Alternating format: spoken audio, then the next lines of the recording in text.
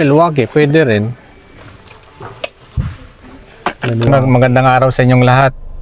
Today is Thursday.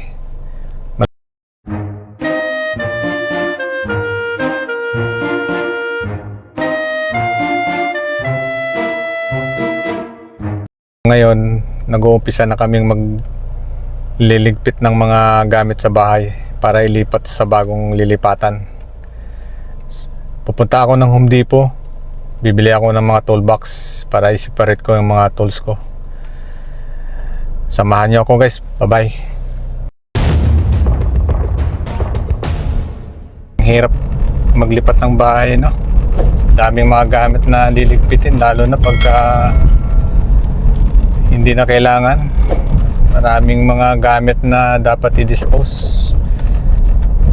So, buti na lang mayroong nagpadala ng donation. So, i-donate namin yung iba, mga furniture. Pero later na yung washing machine kasi gagamitin pa namin. Sa katapusan pa kami maglilipat eh. Mahirap talaga ang maglipat.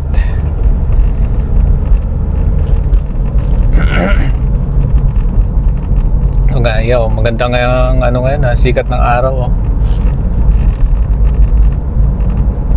Alam nyo guys,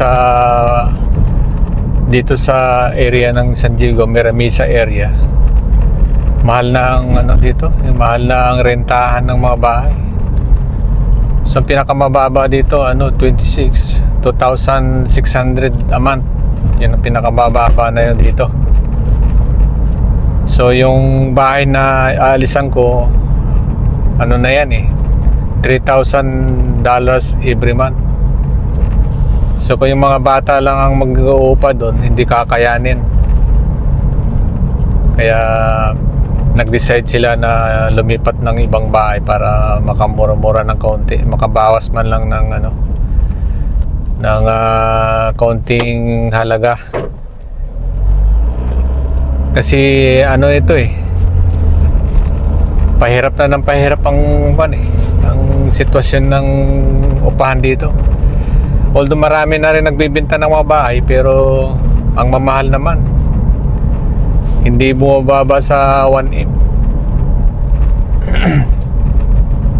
Luma ng mga bahay dito pero mga 1M na mga bahay dito. Grabe ang taas ng bahay dito ngayon.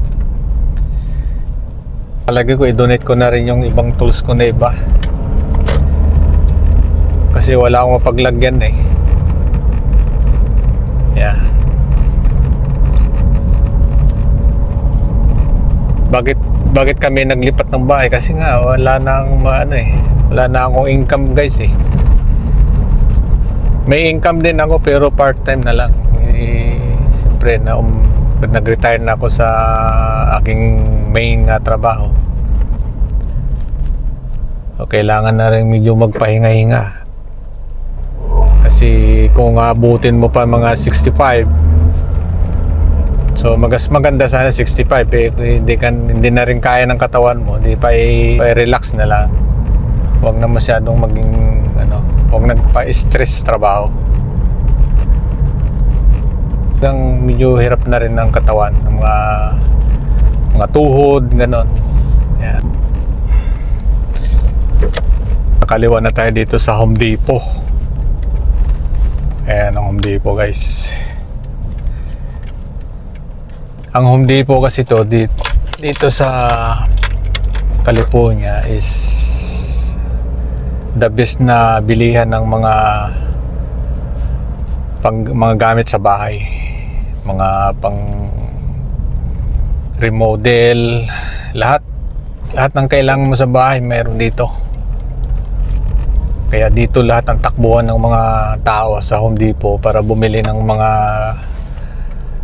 pangkailangan sa bahay, mga halaman, mga fertilizer, mga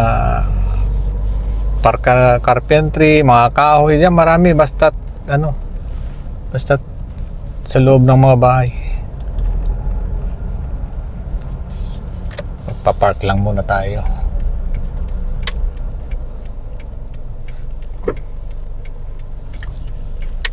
laki ng aso.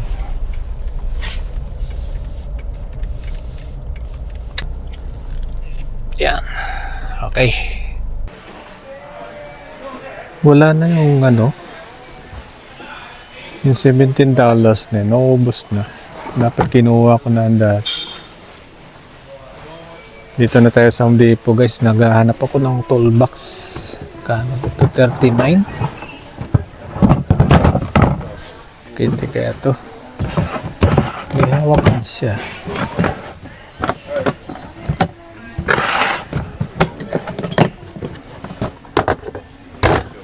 Ito pwede na siguro to. Kaya malaki to sa ano. Masyado yatang malaki.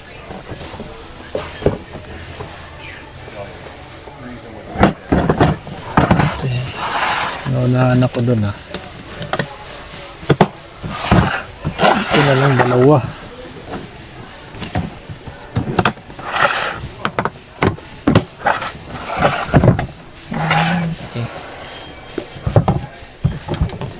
Okay. Tingnan ko nga ito isang. 39 ito $60. Pwede na siguro to. Ayun, pwede na to. Mayroon siyang ano. Mayroon nalagay nito. Mga paglalagyan ko ng mga screwdriver.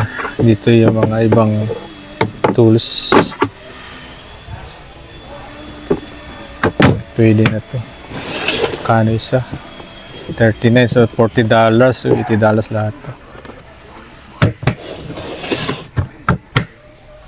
Pwede siguro to. Isa. Pwede na yan. Wala na yung $17 eh. ASCII yan eh. 39, pwede na sa isa. Ano pa na itong isang ito?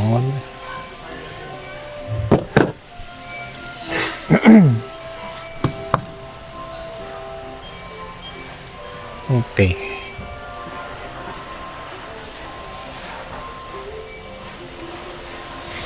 Okay. Ano pang mabibili dito? Ito yung mga ano, screwdriver, saka na lang yan siguro. Marami ako screwdriver eh. Ayan. Ito, mga pang ano, 3M na pang spray. Protection. Pero mahal naman. Yung mga helmet, $9.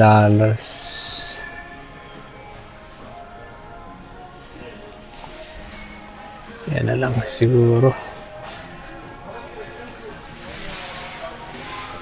Yung mga pang carpenter.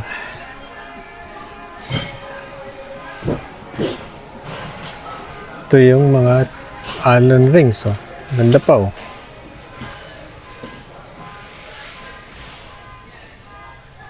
Bili ako ito yung isa.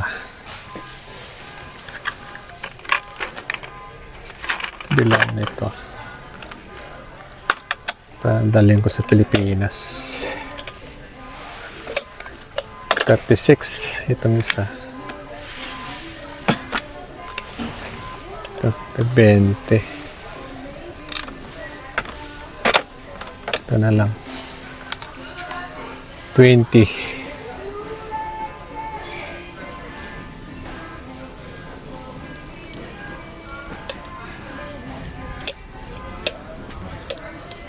$14.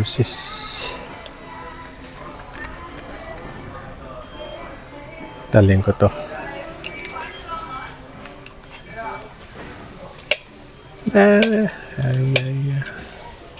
Milwaukee, pwede rin.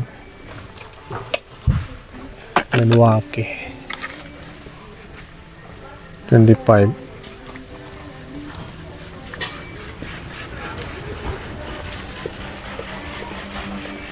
Ito na lang, Milwaukee.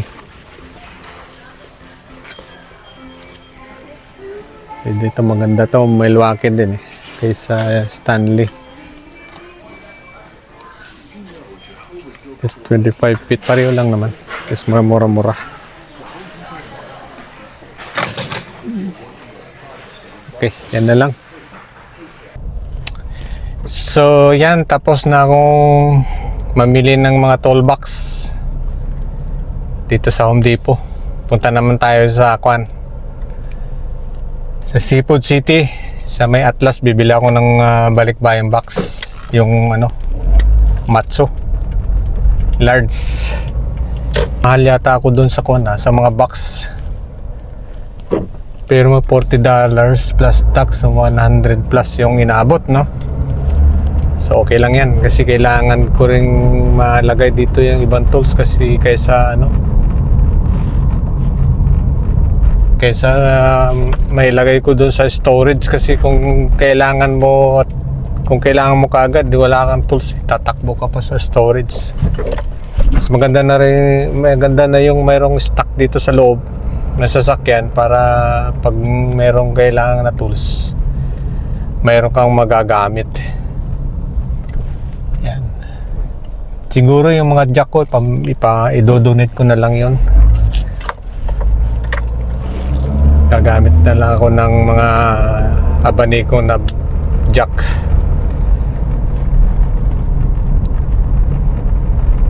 Kasi doon sa dilipatan ko, bahay din siya pero wala siyang garahe, kaya lang ang garahe parang korporasyon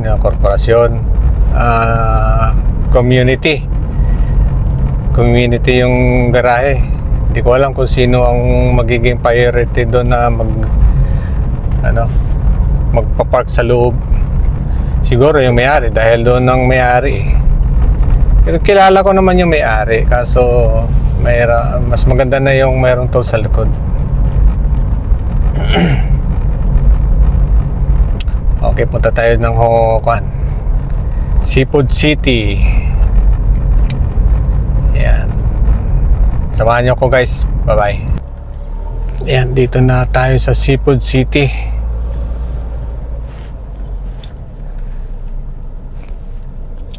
Hanap lang tayo ng parking. May tatawid. Kailangan bigyan mo ng yung nagtatawid kasi sila ang right of way. Dito ako pupunta sa na yan, Atlas. Bibili ako ng box.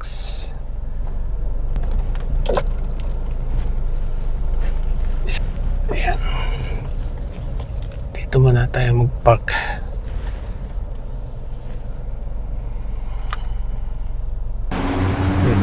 Palitan, no? Taas na. Bukas na. Bili ako ng box. Bili ako ng box.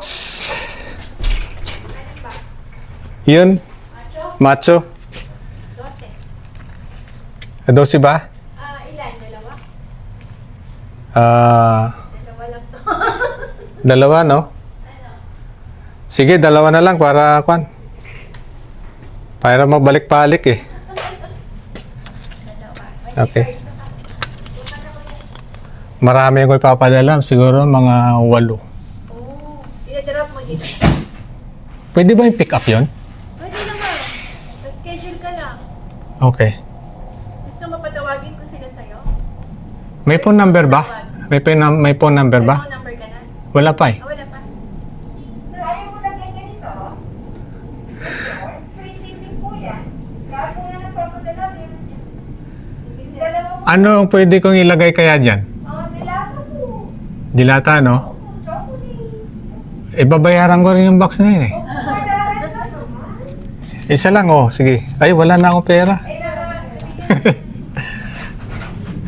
Bigyan mo sa akin phone number mo. Okay. Tawagan ko sila sa'yo. Yeah. Anong zip code mo ba? 92126. Ito ka lang pala. Diyan lang sa kabilang side, oh. Sir, anong pangalan niyo po? Roy. May record na kayo sa akin. Oo, meron na. 8 boxes. Sabay-sabay niyo po padala yun. Okay. Tawag sila sa'yo, sir ha? Yan. Baka lang po ng box. Marami. Kailangan pa ba sulatan dito o dito lang? Hindi lang, sa side lang po. Sa side lang? Bakit tinulatan? Kasi sinusulatan Okay. Lahat ng side.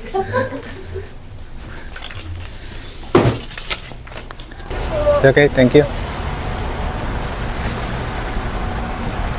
Ayun, kabili akong dalawa. Dalawa na lang para hindi na ako babalik-balik.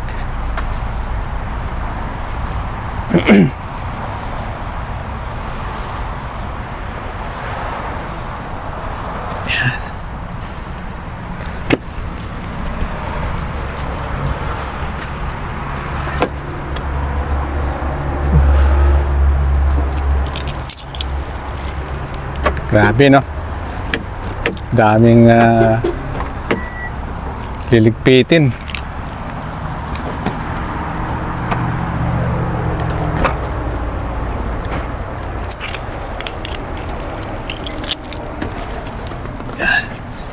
Lagay natin to.